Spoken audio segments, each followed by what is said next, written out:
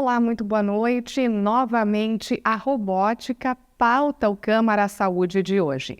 Mas hoje com um foco diferente. Nós vamos falar sobre a colectomia, um procedimento inédito realizado aqui em Passo Fundo e comigo no estúdio, o presidente do Comitê de Robótica do Hospital São Vicente de Paulo, Milton Bergamo. Boa noite, seja muito bem-vindo. Boa noite a todos os telespectadores, é um prazer estar aqui. Bem, depois então do sucesso da cirurgia robótica voltada à ortopedia, nós temos aí outras áreas que entraram para a lista de procedimentos realizados com a ajuda do robô. E esse é o caso de hoje. Então, os profissionais, assim como o Dr. Milton, já podem se utilizar dessa técnica. E eu quero, então, inicialmente, que o senhor nos conte como que foi o caso do primeiro paciente. Eu falei na abertura do programa colectomia. Então, as pessoas escutam e ficam imaginando o que será isso, né? Então, conta pra gente. Então, os robôs, as plataformas, a gente chama de plataforma robótica, né? Esses equipamentos que nos auxiliam a fazer cirurgias minimamente invasivas, elas começaram a ser desenvolvidas para várias aplicações. Então, o Hospital São Vicente já tem um robô cirúrgico para auxílio de cirurgia ortopédica e agora o hospital adquiriu então a plataforma robótica, o equipamento Versius, que se compõe então de braços robóticos, console robótico, é todo um ecossistema de funcionamento, né, desse sistema robotizado de auxílio à cirurgia. E essa plataforma, então, ela pode ser usada para várias cirurgias abdominais e torácicas, né? Desde cirurgias de intestino, cirurgias bariátricas, hérnias ginecológicas, urológicas. E no caso do hospital, então, nós tivemos a primeira cirurgia que foi realizada por coincidência, né? Tive a sorte de poder fazer ela. Foi uma cirurgia de uma lesão pré-maligna de intestino, onde a gente teve que remover um segmento de intestino grosso de uma paciente e fazer a emenda intracorpórea, auxiliada então pela plataforma robótica, que foi tudo muito bem. Tivemos um período grande de preparação antes de iniciar a atividade e realmente foi muito bem, deu tudo certo. A gente vai conversar um pouco mais também no decorrer da entrevista sobre todo o treinamento, tudo que vem antes de cada procedimento, inclusive não somente do médico que vai fazer o manuseio desse equipamento, mas também de toda a equipe. Mas eu gostaria de falar inicialmente sobre a quantidade de cirurgias que foi realizada, então, durante mais ou menos um mês, que é mais ou menos esse o período que nós temos este robô, então, em funcionamento, né, em operação aqui no Hospital São Vicente de Paulo. Foram 16 cirurgias, então, com o auxílio do robô Versius. Exato. Então, a gente formou um comitê médico que congrega todas as especialidades que irão participar, que irão usufruir, que irão usar esta plataforma robótica, de modo a poder estruturar toda a maneira de funcionamento. E nisso também participaram, então, engenharia clínica, enfermagem, auxiliares de enfermagem, anestesistas, pessoal da própria empresa, engenheiro clínico. Toda a cirurgia fica 2 profissionais da empresa, do fabricante em sala, né, como se fosse num carro de Fórmula 1, tem o pessoal ali da engenharia que fica todo o tempo em sala acompanhando. Então, depois de toda essa organização, a gente, em menos de 30 dias, já conseguiu colocar 16 cirurgias, todas com excelente resultado, com toda a segurança, que era o nosso maior objetivo. Era iniciar essa atividade de cirurgia robótica na instituição, mas garantindo um resultado tão bom, ou no caso, melhor do que as ferramentas habituais que a gente dispõe para a cirurgia. E eu acho que atingimos esse objetivo. Essas primeiras 16, em pouco mais de 30 dias, foram todas exitosas, foram todas bem. Quais são os principais benefícios? Garantir a segurança do paciente, uma recuperação mais rápida, talvez, o tempo de cirurgia, ele é semelhante? Isso, são pontos bem importantes. Então, qual é o objetivo? Por que usar um robô como auxiliar em uma cirurgia? Então, primeiro as pessoas têm que entender o que seria esse robô, né? Tem pelo menos 2 plataformas robóticas disponíveis no mundo hoje, só 2, né?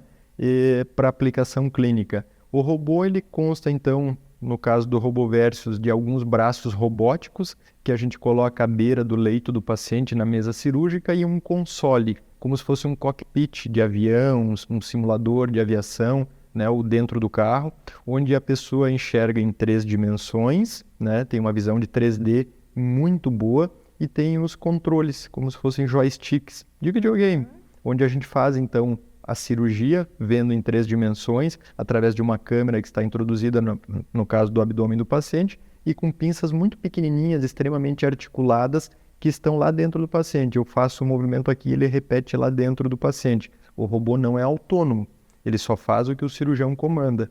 E fica mais um cirurgião à beira do leito do paciente para fazer a assistência, né? Troca de pinças, materiais, introdução de equipamentos, tirar. Então, é no mínimo 2 cirurgiões continuamente, um no console e um no bedside, um à beira do leito do paciente, fazendo então essa cirurgia em conjunto com os braços robóticos. Essa cirurgia ela pode atender então várias especialidades, urologia, como eu digo, ginecologia, cirurgia de intestinos, hérnias. E qual é o maior benefício de ter então um instrumento, um equipamento como esse? É sempre tornar a cirurgia menos agressiva. Essas plataformas robóticas nos permitem ter cirurgias feitas por método minimamente invasivo, cada vez mais complexas, né? Sem ter que abrir a cavidade, sem ter acessos agressivos. A gente consegue fazer coisas que a gente não conseguiria fazer, né, dada a complexidade, com videolaparoscopia, que é o método convencional, porque as pinças são mais simplificadas, são rígidas, e o robô a gente consegue movimentos lá dentro, por um instrumento muito pequeno que o ser humano sequer conseguiria. Por exemplo, o braço robótico do Versius, ele consegue virar 720 graus. Nem o ser humano não consegue esse nível de mobilidade. E com o equipamento ele consegue, lá dentro da cavidade do paciente, por acesso muito pequeno. Então isso nos traz várias possibilidades de ir além do que a gente consegue ir habitualmente.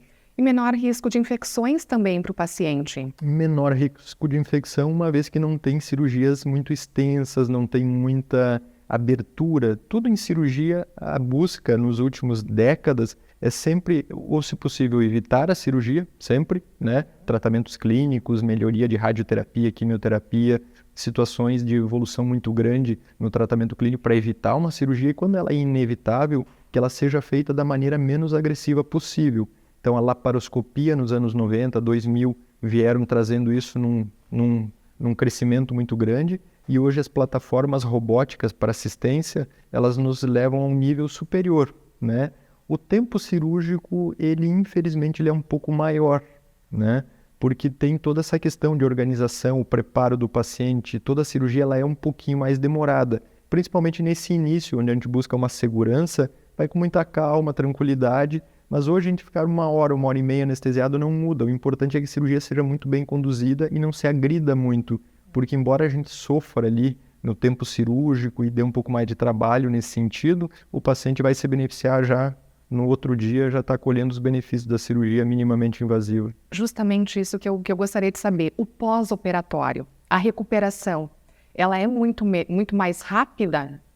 Sim. Sim, porque toda cirurgia minimamente invasiva, isso a laparoscopia já é muito boa, a gente não tem uma agressão muito grande, o corpo não sente muito porque os cortes, as vias de acesso já proporcionam uma agressão menor. O robô ele é ainda melhor, porque ele tem algumas questões técnicas, a gente chama de centro remoto, onde as pinças manipulam menos ainda o tecido, machuca menos, não é? E isso acaba, né, além de a chance de poder fazer cirurgias mais complexas sem ter que abrir, então com certeza isso traz um benefício estético, um benefício em termos de dor, de retorno às suas atividades, de segurança, em final, né, para o paciente. E também para a equipe, pelo equipamento ser móvel e ser uma estrutura compacta, facilita também esse deslocamento de uma sala para outra no bloco cirúrgico, né? Acaba também contribuindo com os profissionais. Esse é um ponto importante da plataforma Versius, que foi essa plataforma adquirida então pelo hospital. Ele tem o robô é muito caro. A gente estava conversando antes. Não é só o robô, é todo o processo de implementação. Igual um avião, uma empresa, uma Airbus, Boeing, não vai vender só um avião. Ela vende o avião e todo o ecossistema de cuidado, de engenharia mecânica, de manter aquilo tudo funcionando. Então é um custo muito alto. O Versius, ele tem algumas particularidades que ajudam a tornar esse valor um pouco menor. Não é muito barato, mas ele torna então essa cirurgia um pouco mais, como é que a gente pode dizer, pode ser oferecida a um número maior de pessoas a um custo um pouco menor do que as demais plataformas ou a outra plataforma disponível no mercado. Uhum. Hoje, os pacientes que chegam ao consultório já chegam curiosos, querendo saber um pouco mais, porque muito tem se divulgado, né, a respeito dessa possibilidade de fazer uma cirurgia com o auxílio do robô. Então, eles já chegam também perguntando, questionando, mas e aí, quem é que vai definir? Quem decide? Qual vai ser a tecnologia que vai ser empregada naquele procedimento, naquele caso em especial? Isso. Hoje, então, as mídias estão aí, a cirurgia robótica ela vem se tornando, a gente estava conversando antes de iniciar o programa, nos Estados Unidos, 19% das cirurgias minimamente invasivas já são feitas por cirurgia robótica. Na América Latina, isso é 1%, devido ao custo. Então, a gente vai experimentar e vai ver um crescimento gigantesco em todas as formas de cirurgias assistidas por robô, com plataformas robóticas. O crescimento ele vai ser grande, dadas as vantagens que a gente estava conversando.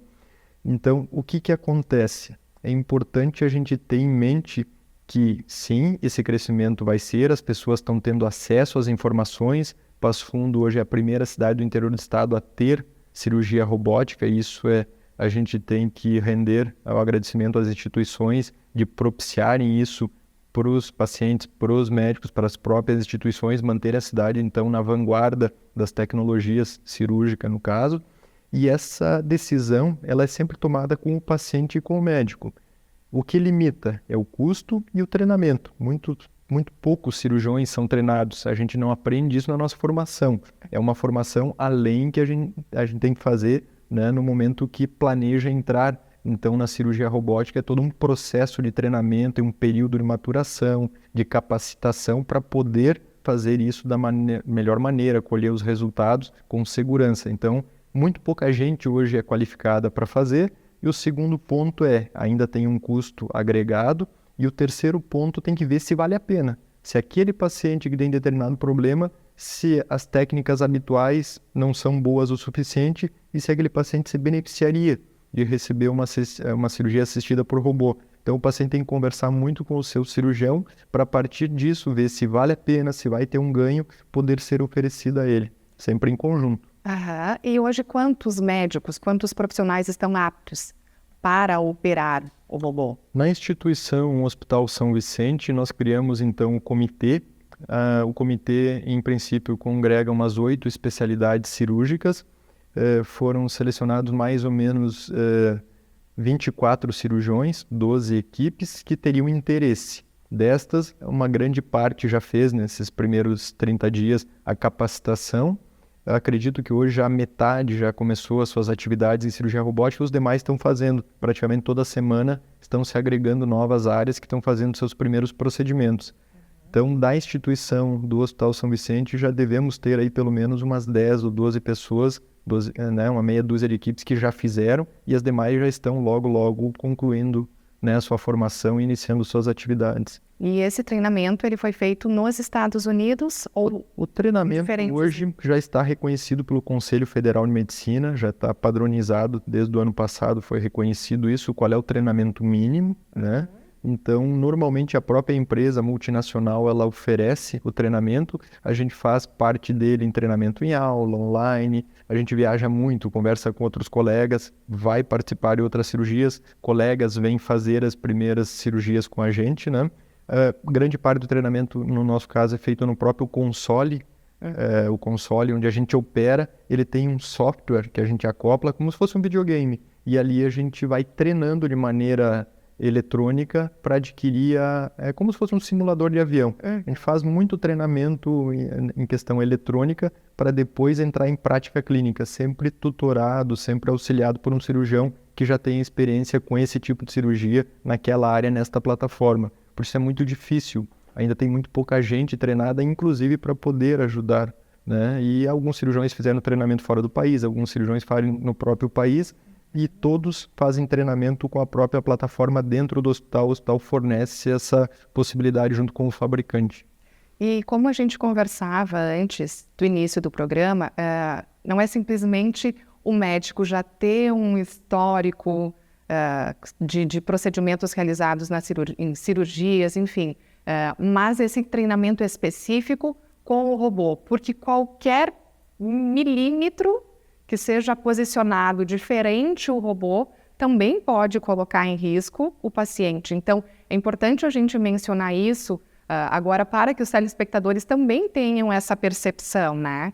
Como toda tecnologia nova, tem as suas vantagens, os seus riscos, os cuidados que têm que ser tomados para colher os benefícios e não ter consequências. Então, envolve não só o treinamento do cirurgião. A gente estava conversando antes, o anestesista tem que ter um treinamento específico, o equipamento específico para isso, o auxiliar de enfermagem, o enfermeiro, o instrumentador. É um time todo, né? Ali na instituição a gente coloca aí, com certeza, 30 pessoas diretamente envolvidas nesse processo como um todo, para poder oferecer com segurança essa cirurgia. E a vantagem é que normalmente são os anestesistas já muito experimentados, os instrumentadores foram cuidadosamente selecionados, os auxiliares, os cirurgiões. Então, o que garante esse resultado é o empenho de todo esse time, toda essa equipe, de modo a ter uma cirurgia segura com as vantagens do robô, sem nenhum malefício, sem nenhum prejuízo, pelo contrário, colhendo os benefícios. A gente vai fazer um rápido intervalo, então, e no próximo bloco do Câmara Saúde voltaremos com um pequeno resgate histórico a respeito dessa tecnologia empregada, então, nos procedimentos cirúrgicos e também sobre questões relacionadas ao sistema digestivo, às doenças, aos tumores, que são também a área do Dr. Milton. Nós voltamos em 1 minuto.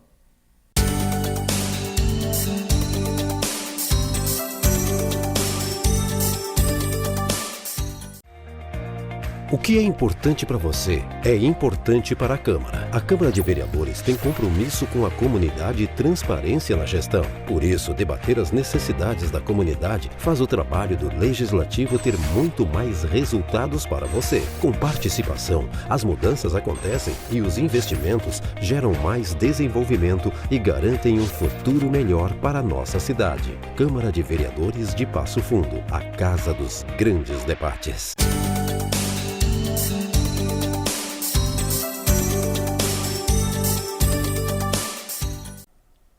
O programa Câmara Saúde está de volta e nesta noite nós estamos falando sobre cirurgia robótica, em especial voltada ao sistema digestivo.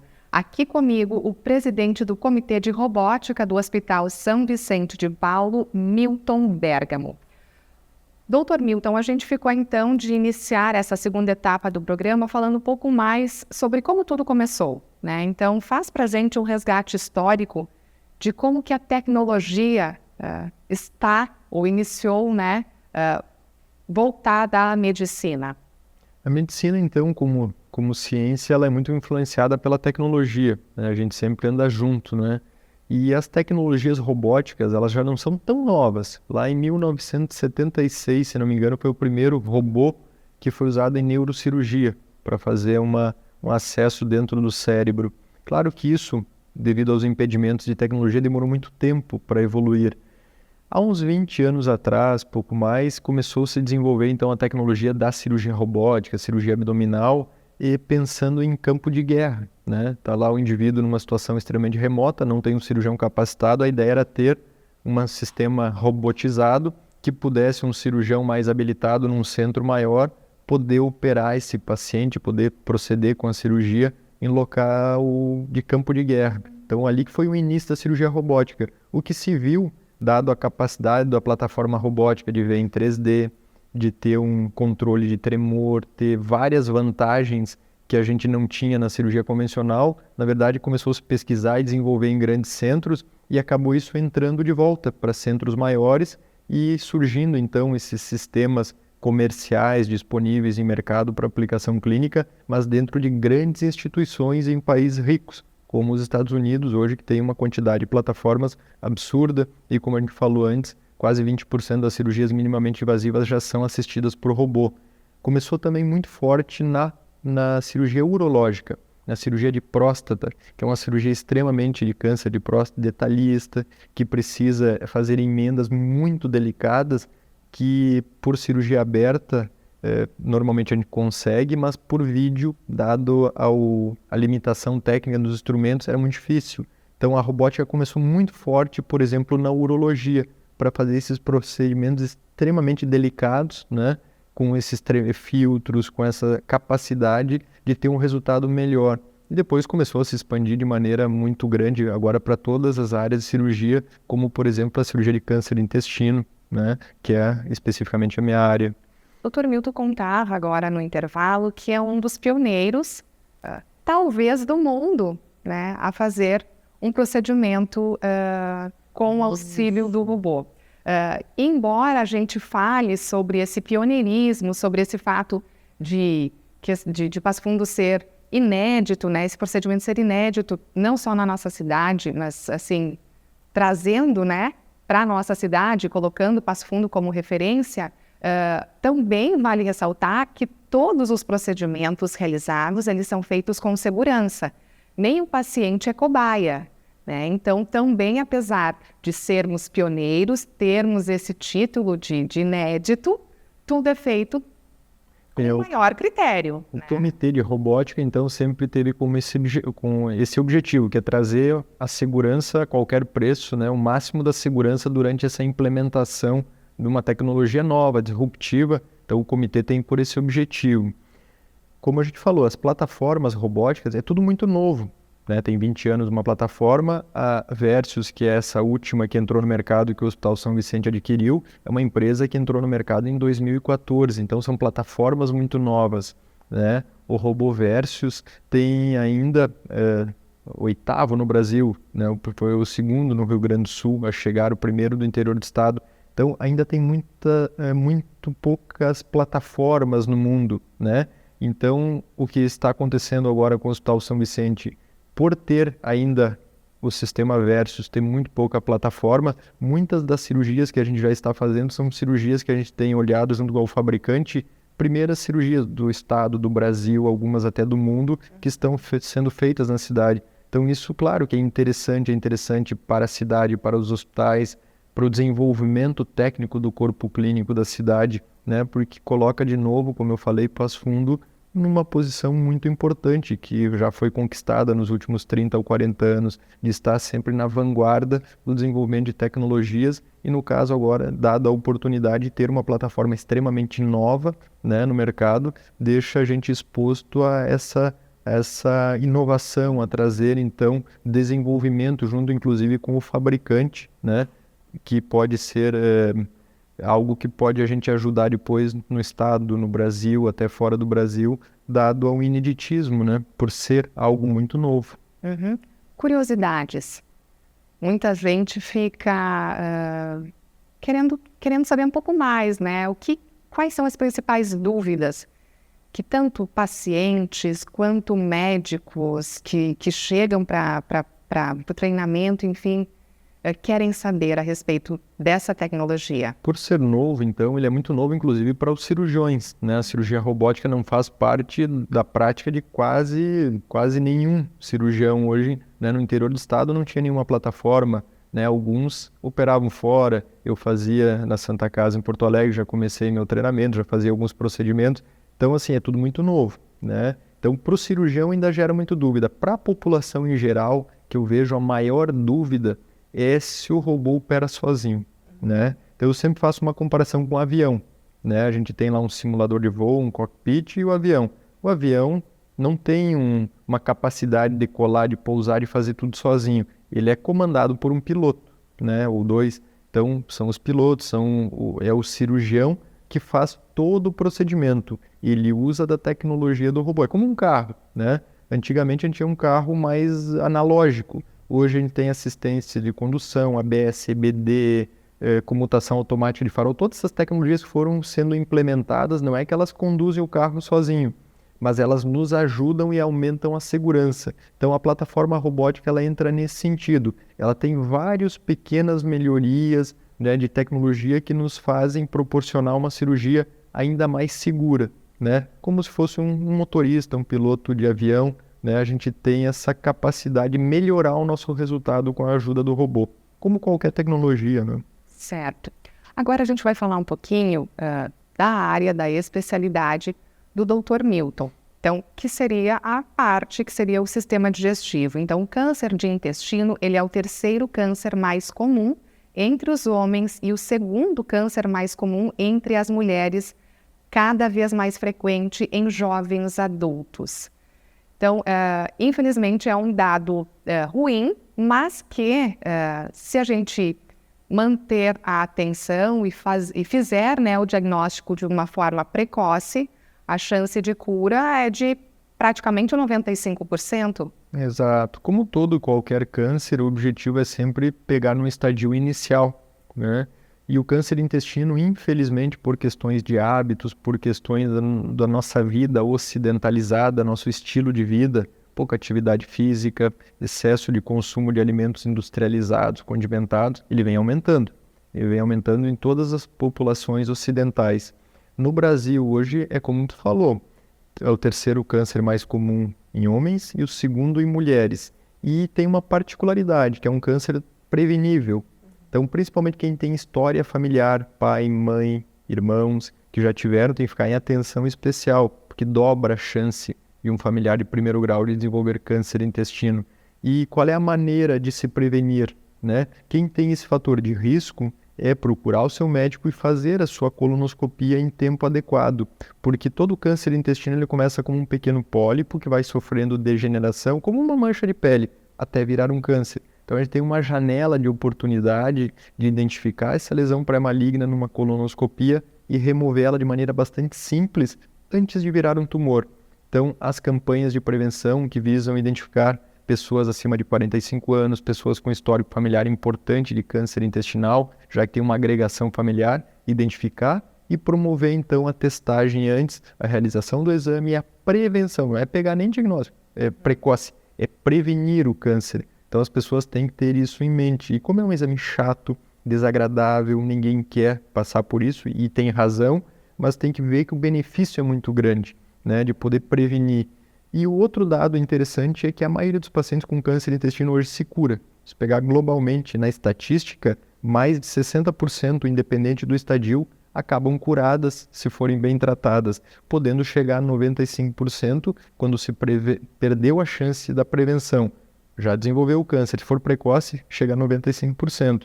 E mesmo em estadios bem avançados, a gente ainda consegue curar, porque é um câncer com um comportamento biológico, em grande parte das vezes, passível de ser tratado. E quando o estágio ele já está avançado, o paciente começa a ter sintomas, né? Quais seriam esses sintomas? Infelizmente, o câncer de intestino ele é um pouco traiçoeiro, porque o câncer de intestino, quando a gente fala, 99% das vezes é o câncer de colo, do intestino grosso. É muito raro ter câncer no intestino delgado, no fino. O colo, ele é grosso, né? Então, até ter sintoma, dependendo da localização, se é no começo do intestino grosso, no final, pode demorar. Infelizmente, o diagnóstico pode ser tardio. Qualquer alteração do hábito intestinal, era constipado, ficou solto. Ah, que bom, não. É uma situação de alerta. Houve uma mudança de hábito intestinal. Sangramento anal. Normalmente é por doença hemorroidária, fissura, coisas de pouca importância, mas pode ser uma causa. Então, alteração de hábito intestinal, sangramento, cólicas, estufamentos, qualquer mudança muito súbita e repentina do hábito intestinal, deve-se buscar o auxílio e fazer a investigação, porque, infelizmente, ele pode dar sintomas bastante tardios. Uhum.